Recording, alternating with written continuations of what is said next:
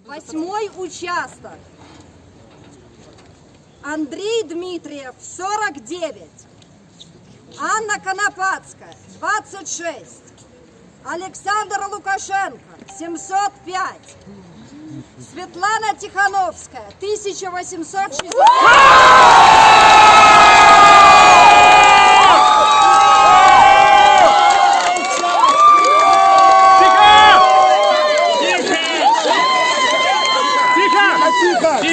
Тихо! Ребята, дальше. Дальше. Я доскажу. Да. Тихановская Светлана, пожалуйста, сдерживайте эмоции. Давайте мы озвучим протокол. 1869. Сергей Черечень, 31.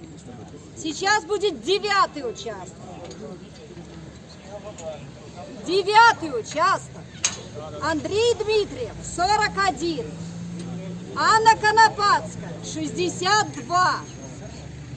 Александр Лукашенко, 927.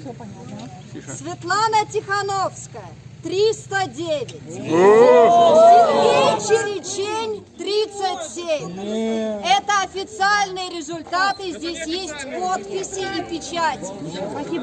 Можно к вам подойти сфотографировать?